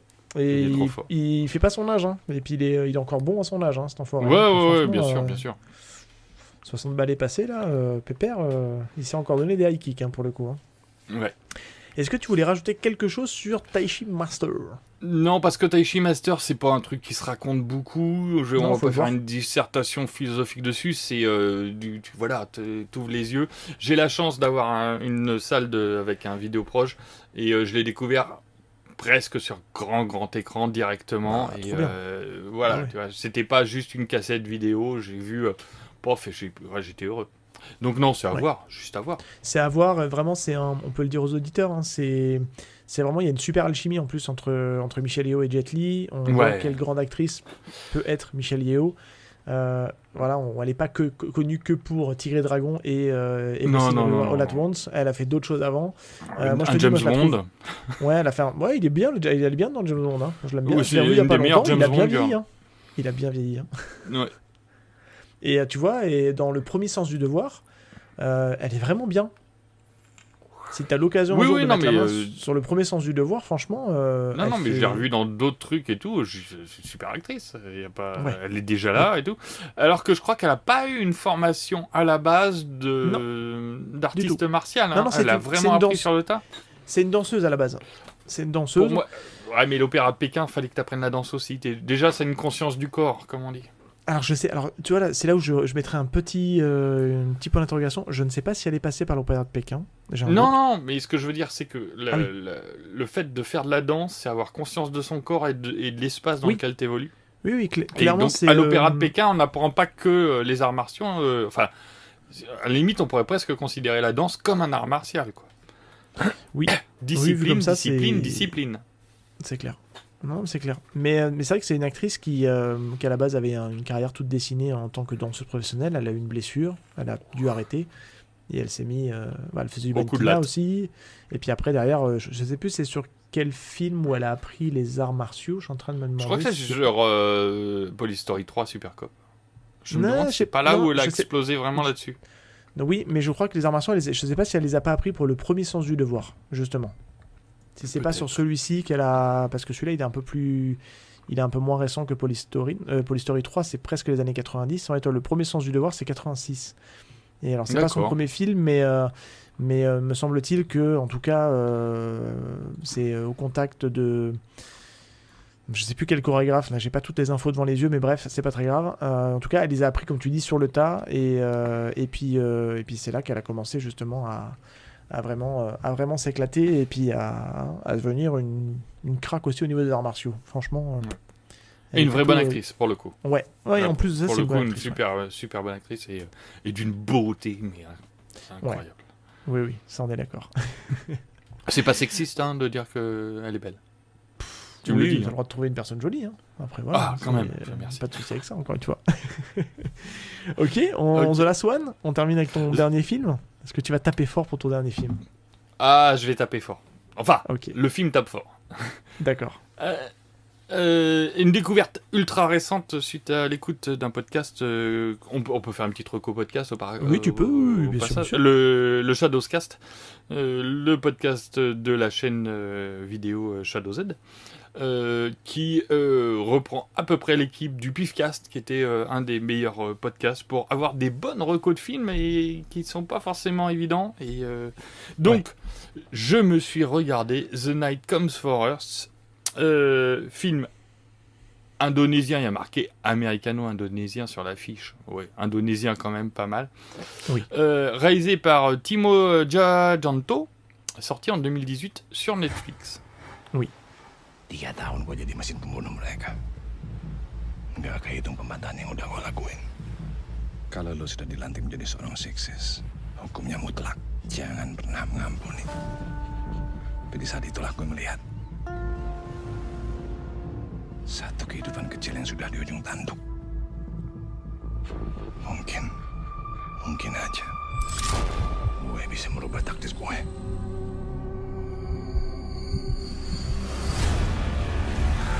Gue gak ngira akan berakhir kayak gini tuh. Apa yang gue lakuin sekarang? Ya harusnya gue lakuin dari dulu. Berani banget lo ngomong kayak gitu. Mending lo siap-siap sekarang.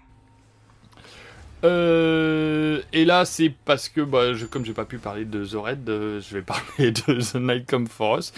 Alors, c'est pas Gareth Evans. Non. Je suis comme tout le monde, moi. Je mélange Gareth Evans et Gareth Edwards. Donc, c'est Evans. C'est Gareth Evans qui est sur The Raid, tout à fait. Sur The Raid.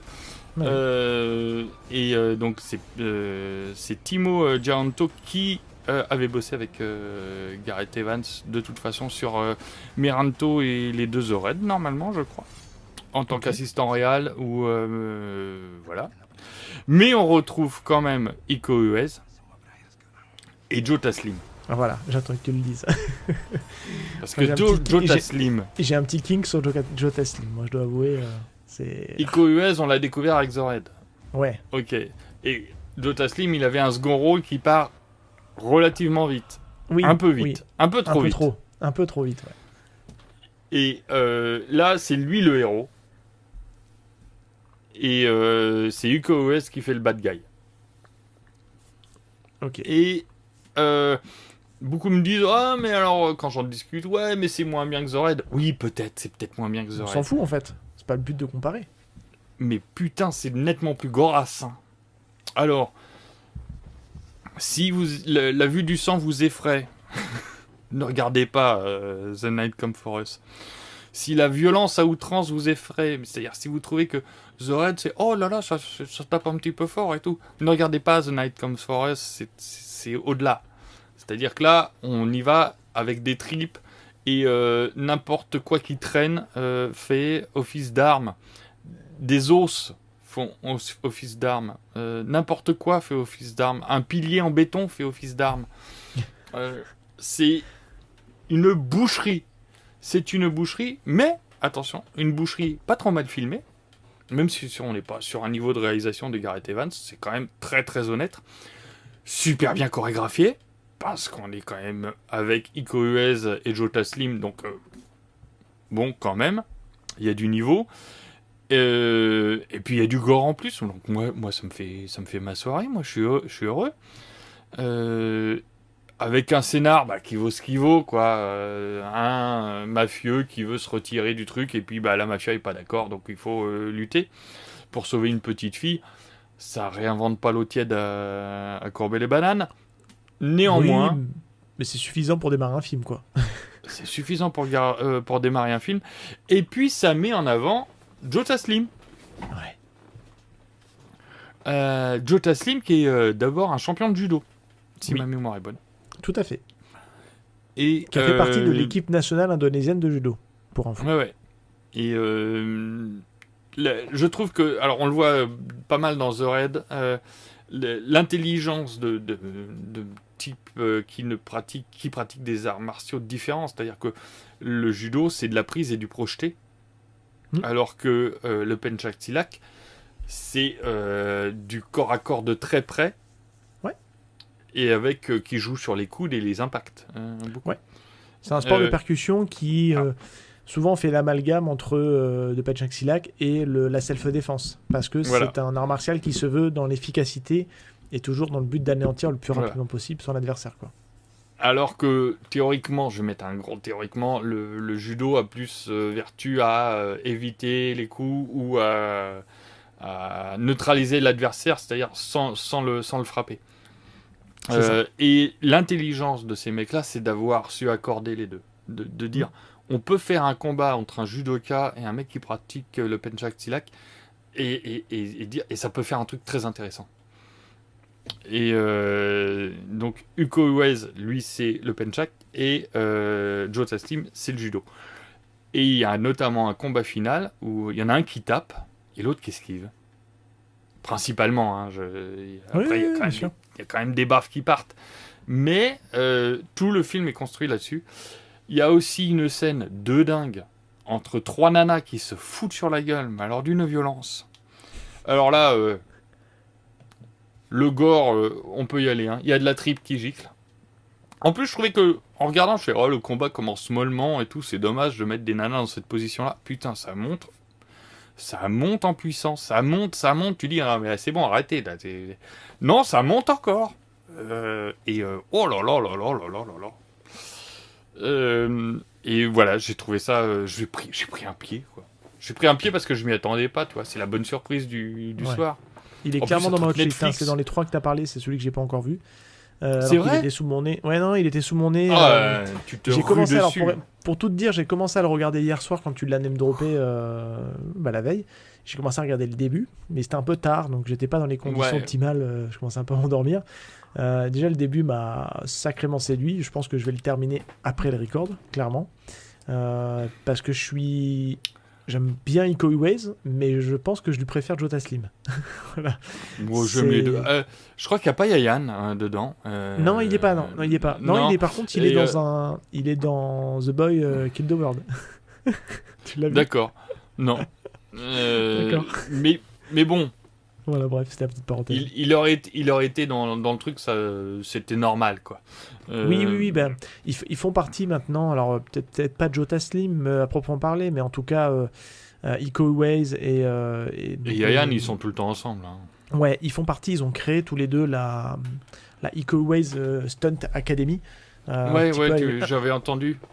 Ouais, un petit peu à l'image de la Jackie Chan Stunt Academy. Voilà, ils ont fait leur propre équipe de cascade. Et enfin, c'est des cracks, quoi. Hein, franchement, quand on voit ce qu'ils sont capables de faire. Donc, je suppose que j'ai pas vérifié, mais sur The Night Come For Us, je pense que c'est l'équipe de Iko Uwais qui est derrière toute la chorégraphie des combats, toute la partie, les cascadeurs, c'est son équipe à lui, hein, je pense, hein, clairement. Hein, donc, c'est ce qui fait que ça marche bien, parce qu'en fait, on reprend la recette de ce qui avait fait le succès de The Raid. Après, il y a la patte d'un autre réalisateur, une autre manière de filmer.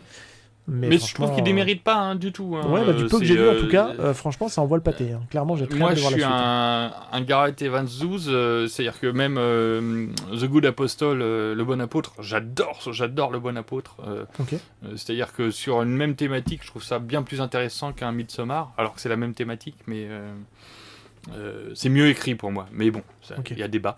Mais t'en as vu combien de temps hier, genre le premier quart d'heure? Ouais, les premières 20 minutes. Ouais. T'es pas arrivé à la scène de la boucherie? Ça se passe dans une boucherie. Il va y avoir une boucherie. De toute façon, j'ai arrêté, pour tout te dire, j'ai arrêté à la scène de la boîte de nuit, juste après la scène de la boîte de nuit qui a introduit Iko Uwais. D'accord. Bon, voilà. Écoute, tu vas mais honnêtement, parce que c'est là où ça démarre vraiment. J'étais pas en état physique de continuer, j'étais crevé, parce qu'il était minuit passé. Donc je vais le reprendre à tête reposée. Mais de toute façon, à partir du moment où tu me dis Iko Uwais et Joe Taslim, moi je signe parce que en vrai, moi c'est un acteur qui m'a déjà fait bon effet dans The Raid. Je trouve qu'il plaque une prise de judo dès le début. Dès là, je dis Sur wow, Yayan. mais, Il y a un combat contre Yayan qui est super. Exactement. Quand Yayan, il lui plaque une prise de judo, mais elle est d'une propreté. Et puis, enfin, il te le claque au sol. Et je suis persuadé que ça a vraiment bien tapé, connaissant un peu les gaziers. Et moi, surtout, là où je l'ai redécouvert et que j'adore son rôle, c'est dans Warrior, quoi. La série Warrior. J'ai pas regardé. Alors, je suis un peu anti-série. Mais non, je suis un peu non. anti-série. Mais, Ah non, mais- j'ai écouté l'épisode avec Stéphane Boulet. 10 épisodes, quoi. 40 minutes, c'est une dinguerie. C'est une dinguerie. Je vais jeter un œil. Je vais faire l'effort. Je pense qu'il y a, Et, il y a toute ta cam dedans, je pense, clairement. Hein. C'est pas pour te la survendre, mais je pense que tu peux. Et vraiment- regarde-le en VO. C'est-à-dire que moi, les films asiatiques, ça dépend quoi. Mais Ah, mais c'est en VO que j'ai lancé. ça- Je ça regarde peut- tout en VO, moi, quasiment. Tu vas avoir des bonnes surprises en VO. Ouais. Je t'en Oui, dis non, mais- pas plus. Très très hâte de Tu voir, vas mais. Ouais, mais je te dis, moi, je l'ai lancé en VO, et puis par défaut, Netflix, comme je regarde tout en VO, il me lance tout en VO par défaut. Donc, Ouais. tu vois. Donc, Parfait. Donc, écoute, je vais pas en faire 12 kilos. Moi, j'ai pris un pied d'enfer. Il y en a qui disent, ouais, ça vaut pas The Raid, ni The Raid 2 et tout. Moi, j'ai pris un pied. J'ai pris mon pied. Puis déjà, Ouais, alors. des films de bagarre de ce niveau-là, t'en as pas tous les 4 matins. Mais plus, non, donc, c'est ça, c'est ça. C'est ça qui fait que, des fois, qui me dérange un peu de toujours vouloir mettre en compétition les films, tu sais, ou de les mettre en comparaison. Oui, c'est naturel, je suis d'accord avec toi. Mais à un moment donné, ils peuvent exister tout seuls, les films, tu vois, en se disant, bah, le film est cool, quoi, pour ce qu'il a à proposer, tu vois. Exactement. Et c'est comme ça que moi, je les prends, les films. Mais c'est sûr que oui, on est toujours tenté de toujours rapprocher tout à The Raid. Et à un moment donné, bon, oui, The Raid, c'est une claque. Mais s'il est cool, Il a le celui-là, qu'il mérite, apporte quelque chose, voilà. Et bah tiens, un truc que je voulais apporter à votre discussion, encore avec Stéphane Boulet, il m'énerve celui-là. Il y a un truc, je pensais qu'il aurait dit, et The Raid est un marqueur dans le film d'action. Au même titre, c'est-à-dire qu'il l'a dit très clairement, il y a un avant et un après The Raid. Ouais. Et pour moi, Oui, ça a oui. été la même chose avec Piège de cristal. Il y a eu un avant et un après Piège de cristal, c'est-à-dire que les films n'ont pas été envisagés de la même Ce film façon. de Noël, là, c'est ça? De quoi? Non, c'est la vanne qui tourne, on dit que c'est un film de Noël. Voilà, bref. Oh putain, j'en peux plus celle-là. C'est pas grave. C'est pas grave. Non, c'est pour dire arrêtez, on s'en fout. Il y a eu à toute épreuve, il y aura eu un avant et un après à Ouais. toute épreuve. Je le comprends C'est-à-dire qu'on maintenant. a plus fait les fusillades pareil, et même les Américains ont dit ah ok, c'est maintenant comme ça qu'on filme. Et il y aura eu un avant et un après The Raid. Vivement le prochain, j'ai envie de dire. Qu'on se prenne une nouvelle claque. Ouais, après, il y a des trucs quand même qui tabassent sévère hein, dans les trucs qui sont sortis récemment dans les cinémas d'arts martiaux. J'ai pas tout regardé dans toutes les dernières productions, mais. Moi, Ouais, je mais sais qui que j'ai pris- invente, c'est-à-dire qui impose un truc en disant voilà la base. Après vous pouvez Ouais, faire c'est- des trucs et tout. Ce qu'on Mais peut pour encore moi The innover, Raid, ça, c'est une vraie question, ouais. ah bah j'espère. Putain, attends, tu vas me dire que c'est fini Mais ouais, j'attends je sais pas. qu'on innove quoi. On regarde les productions actuelles, hein, ça reste quand même toujours un peu la même soupe qu'on nous sert. Hein. Et oui, mais regarde les 3 que je t'ai cités, il y en a un c'est 88 Piège de cristal. Oui. Ensuite, il aura fallu attendre 92 13, pour 92. et The Raid c'est 2011. Ouais, je crois que c'est ça, ouais, je crois que c'est ça. 2011. J'ai un doute. Ouais, je crois que c'est Et ça. oh, ouais. on est en 2024, on peut avoir une bonne surprise, un mec qui... Bon alors, si ça peut être Gareth Evans qui nous sort enfin un truc... Ouais. Il y a son Avoc là, je crois, c'est ça le titre du truc. Ouais, qui a l'air de traîner un petit peu, là, qui est toujours pas sorti, là, qu'on nous annonce, mais qui est repoussé. Ça a l'air compliqué à financer. Et s'il veut faire un autre film qui soit pas forcément de la bagarre et que ça m'intéresse, parce que allez voir Le Bon Apôtre, ça prend son temps, c'est un rythme différent, c'est de l'horreur. Il y a du Goras hein, aussi hein, au milieu. Ouais, moi ça me dérange pas, moi je viens Tu d'un l'as cinéma vu ou d'horreur. pas? Non, j'ai pas vu. Tu l'as vu? Non, pas Ah du tout. merde, je te recommande. Mais oui, mais ça fait beaucoup de choses à recommander, beaucoup de choses à Oui, voir. oui. Tu il sais est quoi dispo facilement celui-là? Il est toujours sur Netflix, c'est une prod Netflix. Ah oui, bah écoute, il n'y a aucune raison pour ne pas le voir. Le j'ai Bon envie de te dire. Apôtre. Ouais, oui, ça passe tout crème. Ah oui. Si t'aimes les ambiances un peu à la Cthulhu, Lovecraft Ah, et tout ça, carrément. ah, bah, Ah. pas avec des grosses bêtes, hein, mais sur l'ambiance, putain, on est dans Oui, un monde bah, de merde. l'ambiance un peu. Ouais, je vois très bien ce que tu veux dire. Ouais. D'accord. Et bah voilà, c'est signé. Ah bah écoute, ouais, je vais le mettre dans ma watchlist aussi. Tu vois, après, tu sais, c'est compliqué dans une vie de Mais tout oui, voir. C'est... Tu sais que moi, rien qu'avec les Blu-ray, les DVD que j'achète dans les ICA, chez les trucs et que je récupère Pareil. à droite à gauche, si je prends tous ceux qui sont même pas déballés, j'en ai pour 2 ans. Hein. Non, mais pareil. J'achète plus que ce que je ne regarde. Et c'est pas bien, hein, parce que, bon, bref, on fait tourner le commerce, j'ai envie de dire. Hein, on fait tourner le commerce. N'oublie pas tes vieux jours aussi, où il y aura plus rien à voir. Et, Bah, en fait, c'est ce qui... Alors, je suis un pro-plateforme, hein, parce que j'ai Netflix, j'ai Amazon Prime, il n'y a pas de souci avec ça. Mais je suis encore très, très attaché au format physique. Parce qu'aujourd'hui, tu as certains trucs, tu sais très bien que tu les verras pas, ou ils peuvent sortir du jour au lendemain. Et les films qui me tiennent vraiment à cœur, que je veux posséder, je les possède en physique, quoi. et le pire, je vais te dire une chose, c'est que je suis en train d'envisager la chose, c'est qu'ils peuvent être modifiés. Et ils commencent à le faire. Oui, complètement. Là, Ouais. c'est chez Disney aujourd'hui. Disney qui a fait les doublages, tu vois, enfin les doublages Qui a français. fait les doublages, enfin, qui modifie Ouais. l'image sur Splash, sur Lilo et Stitch, parce qu'il trouve que c'est pas politiquement correct. Qui te dit que, bah, comme la Fox appartient pas à Disney, qui te dit que ton Alien ou ton Predator, il sera pas modifié dans 20 ans en disant que ouais, mais là c'est trop gore. Tu vois, oh, wow. Non, mais c'est clair. C'est- Mais c'est clair. Et puis les trucs qui seront entre guillemets plus politiquement corrects, on va les couper au montage, on va faire un cut. Alors ouais, c'est tout est possible aujourd'hui avec les plateformes. Après, pour l'instant, ça va parce que je pense qu'il doit y avoir un garde-fou quelque part qui doit dire oulala, on s'amuse pas trop avec ça. Mais on n'est pas là pour Ouais, jusqu'au jour où. Ouais, c'est ça ce que je te dis. Ouais. Tu sais, bon. aujourd'hui, on joue avec les IA et tout ça. Pourtant, on a vu Terminator, on a lu et vu des trucs de science-fiction qui te disent, mais non, on a va eu le dans le cobaye. mur. Le cobaye. pas. Mais toutes les œuvres, la culture de la SF dit, mais non, faut pas jouer avec ça. Bon, bah, on continue. Hein, donc, C'est clair. Non, mais c'est clair que c'est. C'est inquiétant, ouais, sur certains trucs, on se dit putain, mais c'est merde. dit dans le film. Le film, il dit pas des bêtises. mais il n'y a pas que le film. Je veux dire, entre la BD, la littérature, Ouais, il y a plein de la, trucs, la ouais. pop culture, tout ça, on dit, mais non, faut pas faire ça. Bah, si, on y va quand même, parce qu'on sait Ouais, pas parce pourquoi qu'on- on y va. Dans un sens, ils ont peut-être faux. Puis on verra bien, de toute façon. On n'a qu'une vie. Oui, eux oui, nous aussi, et moi, j'aurais bien aimé en profiter autrement. Mais bon, c'est Ouais. un autre sujet. C'est clair. Eh bien, écoute, voilà, on a fait le tour, hein, ça y est. Une petite Ah non, sélection, non, on n'a pas oh fait là le là. tour. Attention. J'ai un petit attention. bonus. J'ai un petit tout bonus. petit bonus. Ah bah, Parce que vas-y, je l'ai vas-y. revu hier. Je l'ai revu Vas-y. hier soir. Parce que je me suis dit, ah putain, je vais dans iKick, il faut que je regarde un Van Damme. Oh, mais lequel? Ouais. J'ai regardé Jusqu'à la mort.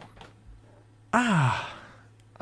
Alors, Jusqu'à la mort, c'est un film de Van Damme qui s'appelle donc Until Death. Et il va pas l'entendre l'émission parce que Van Damme, il fait pas la bagarre. Non. Mais Pas du par tout. contre, c'est un film où Van Damme, il joue bien. Ouais. Tu l'as Oui. vu celui-là? Ouais, je l'ai vu, ouais. Il y a un moment déjà. C'est un peu flou dans mon esprit. Donc, Mais il c'est joue celui-là un- où c'est pas celui-là où il se réveille en fait et il lui manque un rein ou un truc comme ça, non? C'est pas dans celui-là? Ah non. Et c'est juste un flic ripou, drogué et tout, et qui, à cause de lui, il y a 2 policiers qui meurent. Je te disais, Ouais. c'est un des Van Damme où il est laissé pour mort et qu'il Ouais, revient il est après. laissé pour Ça, c'est mort. celui-là. Mais il y a toute une scène d'introduction de 45 minutes où on voit que c'est vraiment un pourri, il est drogué et tout. Il y a toute une partie où il est laissé pour mort, et puis il y a de la rééducation, il apprend à remarcher, parler et tout ça. Et alors attention, c'est pas du Orson Welles, c'est pas la réal Non. du Bien sûr. incroyable. Mais il y a quelques efforts, il y a de la mise en place, des trucs. Les personnages sont pas trop mal écrits. Van Damme joue bien, mais vraiment bien. On y croit. Le truc, c'est qu'on y croit. C'est-à-dire qu'on croit à ce mec qui est en perdition et qui a une rédemption. Par contre, il n'y a pas de bagarre, quoi. Il doit mettre un kick dans tout le film. Et après, c'est du gun. C'est du gunfight. Proprement fait, proprement réalisé.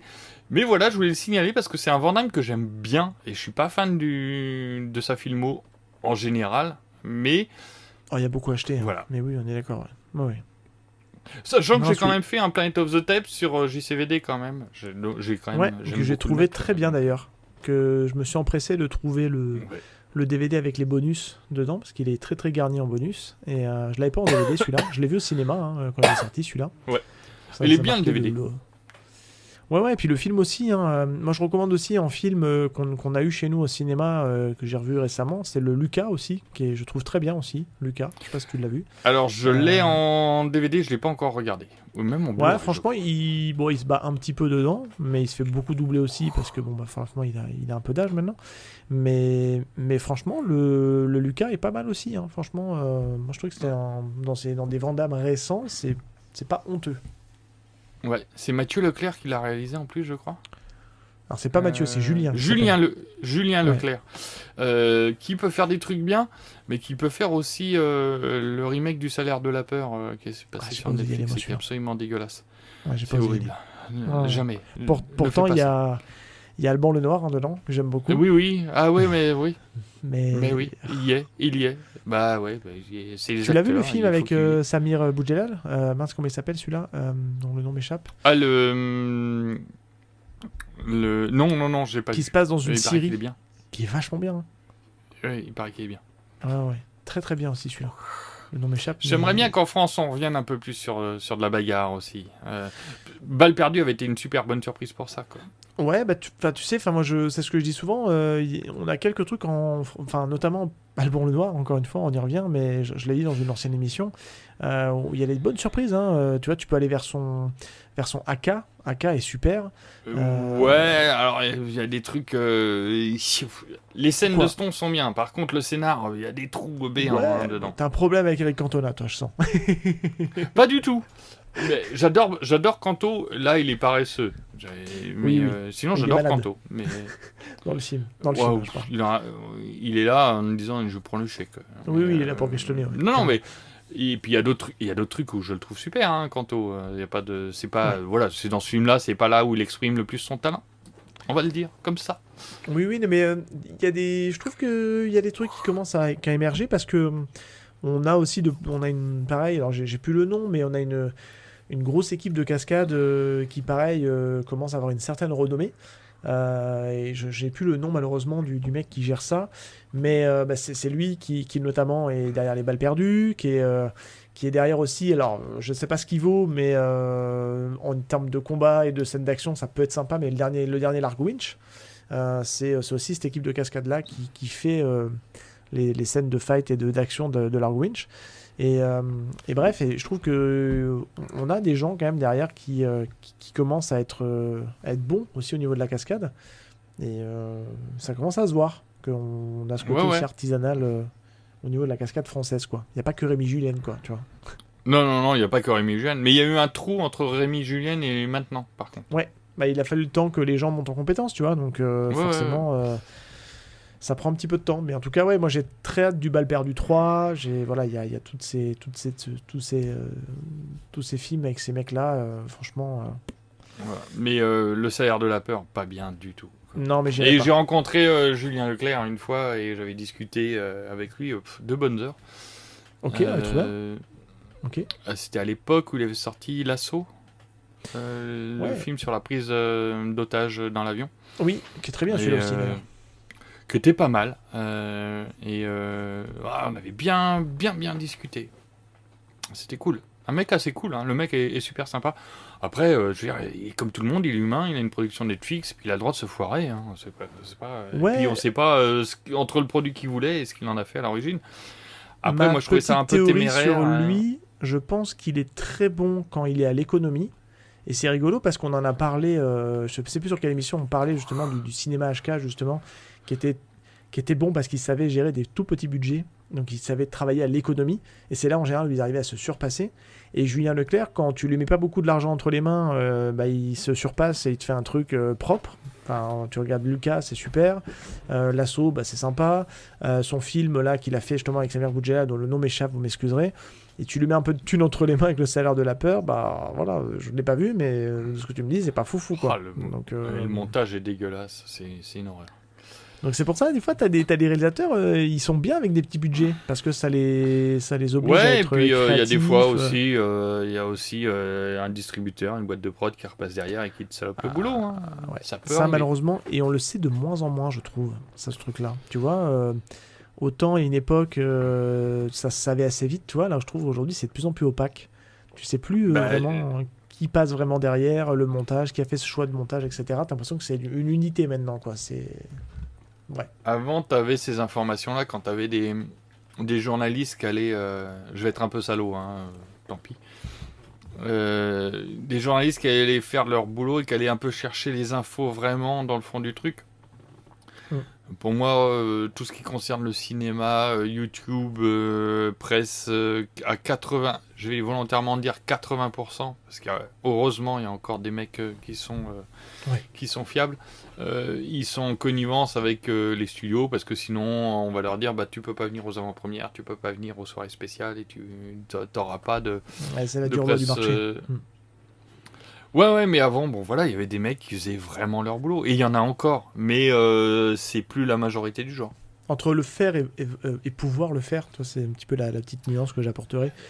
Est-ce qu'aujourd'hui, s'ils veulent exister, est-ce qu'ils ont vraiment le choix? Tu vois ce que je veux dire? Donc, Ouais. Et c'est la force des mecs comme nous, avec toutes les maladresses, le manque de professionnalisme, le manque de moyens qu'on a, à notre niveau, on est indépendant.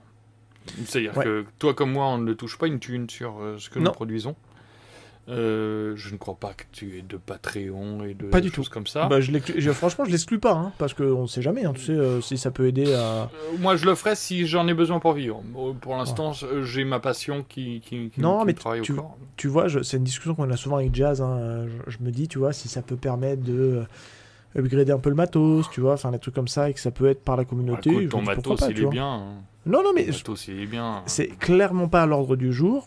Je l'exclus pas dans le sens où, si on veut continuer à proposer des trucs de qualité, je dis pourquoi pas. Mais c'est pas du tout. Déjà là, la qualité. Mais à notre niveau, on fait ça à notre niveau avec la passion cheville au corps. On est indépendant. Je veux dire, écouter des podcasts, tous, peu importe il y a suffisamment de thématiques et de nombre de podcasts pour que tout le monde s'en sorte et retrouve, que ce soit en littérature, en couture. Je suis sûr qu'il y a un podcast sur la couture.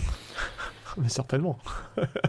Sur le macramé, sur la poterie, sur n'importe quoi. C'est ça. Il y aura des podcasts pour tout le monde. Après, s'il y a 10 auditeurs, que ça fait 10 échos à ce que vous faites. Et c'est... Ouais, et puis si c'est les 10 auditeurs bruyants qui vous font des retours, c'est génial. Parce qu'il n'y a rien de plus magique qu'un mec qui nous fait un retour et qui nous dit c'était super ce que tu as fait, j'ai beaucoup aimé. Nous, aujourd'hui, on est sur un... Alors c'est un choix, hein, avec Jazz, on est parti sur un truc un peu à Alors déjà de base, parce qu'on a une énorme affinité avec le cinéma d'arts martiaux. Voilà, déjà de base, ça aide un peu. Et puis à côté de ça, on se rend compte qu'il y a pas tant de monde que ça à faire du cinéma d'arts martiaux pur et dur, quoi. Tu vas faire vraiment que ça. En mode du podcast, hein, je parle. Hein. On n'est pas nombreux, en fait. Ouais, hein. j'entends.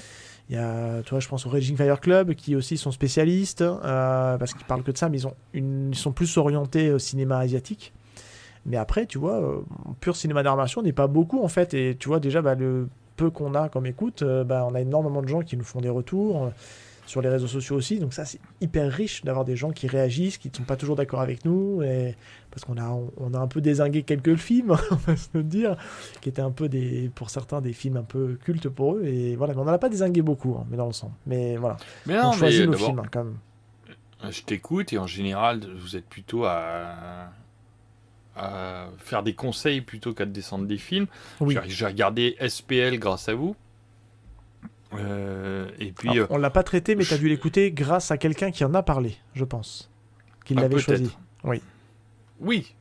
Et c'était dans votre émission, ça, j'en suis à peu près sûr. C'était, je me souviens très bien, c'était Nico de l'ASP Podcast qui fait un podcast sur le cinéma asiatique, qui du coup l'avait choisi dans sa sélection de films. Et j'ai regardé, j'étais pas aussi dithyrambique que lui, mais j'ai passé un bon moment. Et c'est pas grave. Même si c'était pas au niveau de ce qu'il m'avait vendu, au moins il m'a proposé une expérience. C'est un éveil à la curiosité. Exactement. Comme tu le disais, moi, une des plus belles récompenses, c'est quand j'ai conseillé un film et que le mec m'a renvoyé. Putain, j'ai regardé ça, c'était un truc pour gamin. Et il m'a dit, on s'est éclaté, je l'ai acheté direct, tout derrière. Je dis, écoute, moi j'ai fait une personne, ça m'a suffi. J'étais heureux. Une personne qui me dit, Tu sais, je vais te Super, dire merci. un truc tout bête. Hein. Aujourd'hui, ça reste comme tout art et comme toute forme d'art.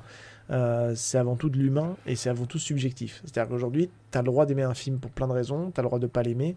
C'est pour ça que moi, je m'efforce au maximum, à quelques exceptions, de ne jamais dire ce film est une merde. Tu vois ? Parce que j'estime, entre guillemets, que c'est presque insultant pour celui qui va l'aimer. Tu vois ? Il y a plein de trucs qui sont qualifiés comme des films de merde que moi j'ai aimé, tu vois ? Et inversement. Donc je préfère dire que c'est un film que je n'ai pas aimé, que c'est un film qui pour moi a plein de difficultés ou plein de choses qui vont pas. Est-ce que ça veut dire derrière que c'est une merde ? Voilà, c'est toujours très subjectif comme façon de penser. Et encore une fois, nous on essaie au maximum de rester dans un cadre à la cool aussi, tu vois. Voilà, qu'on n'est pas là non plus à partir dans des trucs à la manière du Masque et la Plume, tu vois. Non, bah déjà, bon. Ce Mais film est une j'essaye merde, je d'éviter. n'écrirai jamais rien dessus. J'essaye d'éviter de dire c'est une merde. Je dis des fois c'est pas bien. Ouais, voilà, c'est ça. Ouais. Je dis pas que je l'ai jamais fait parce que bon. Mais non, moi c'est pareil, voilà, c'est ce que je dis. Ça dans m'a la passion, ça m'a échappé. Ah ouais, bien sûr. Ça a dû m'échapper. Et puis je pense toujours aux gens qui ont bossé dessus, qui l'ont peut-être fait sincèrement, quoi. Et voilà. Et oui, surtout ça. C'est surtout ça. Je veux dire, c'est comme. Je dis souvent, moi, c'est pas ma cam. Tu vois, c'est l'expression qui revient souvent. C'est plutôt que de dire c'est de la daube, tout ça. Je dis c'est pas ma cam. Parce que, voilà, même quand j'écoute des podcasts, et les podcasts, j'aime pas parce que c'est pas ma cam, tu vois. Et je vais pas dire pour autant que le mec, ce qu'il fait, c'est de la merde. Mais voilà, c'est parce que c'est insultant et qu'on essaie tous à notre échelle de transmettre de la passion. Et surtout ça qu'on essaie de faire, nous, à notre humble niveau, vois-tu.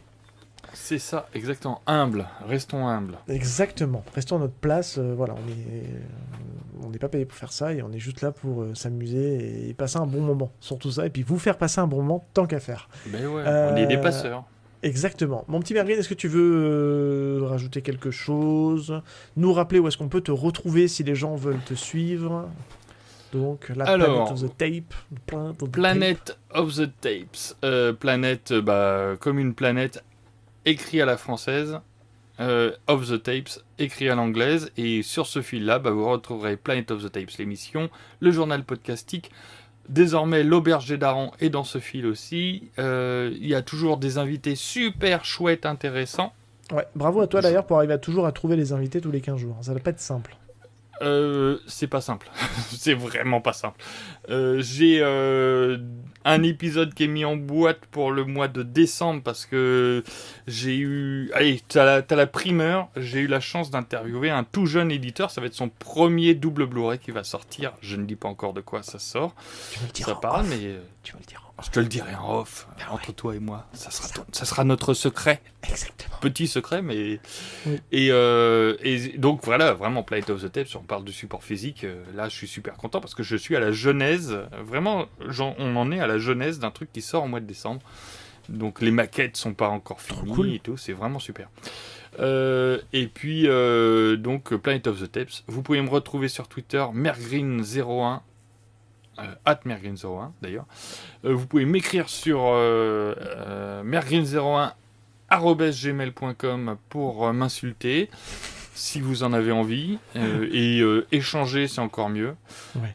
Voilà. Et non, je suis très heureux de t'avoir retrouvé. On a démarré en même temps, on continue, on a nos chemins parallèles, ce qui ne nous empêche pas de nous croiser. Exactement. Puis moi, je te dis, quand tu veux, pour refaire un truc chez toi aussi, avec un film. Fais attention, ça va arriver plus vite que tu ne le penses. Ok, c'est noté. Eh ben écoute, c'est super. Eh ben on va conclure l'émission. Comme vous le savez, on va faire très vite. Si vous voulez nous suivre, on est dispo sur les réseaux sociaux, Twitter, Instagram, j'en passe. On est aussi maintenant sur YouTube. Vous retrouvez les replays de toutes les émissions avec quelques petites exclus parce qu'on a commencé à montrer nos trognes sur YouTube. Voilà, donc écoutez, si cette émission vous a plu, n'hésitez pas à nous lâcher des petites étoiles, des commentaires, ça fait toujours plaisir d'avoir des retours. Et puis dites-nous ce que vous avez pensé de la sélection de Mergreen. Voilà, c'est toujours intéressant. Est-ce que vous avez vu ces films ? C'est nul. Mais non, c'est pas si nul. T'as des bons films. Et pour le coup, je pense qu'on sera. Enfin, dans les invités, il n'y aura pas beaucoup à citer le chinois de Jackie Chan. Voilà, je dis ça. Ah non, je pense qu'à mon avis, tu vas rester longtemps tout seul à en parler parce que c'est peut-être pas forcément le plus. Je te dis, c'est mis le en avant. film qui m'a introduit au film d'arts très bien. martiaux. Donc, C'est ça. Et ben écoutez, sur ce, on vous souhaite une très bonne journée, une très bonne soirée et on se dit à très bientôt dans un prochain épisode de High Kick dans ton podcast. Ciao tout le monde. merci, ciao.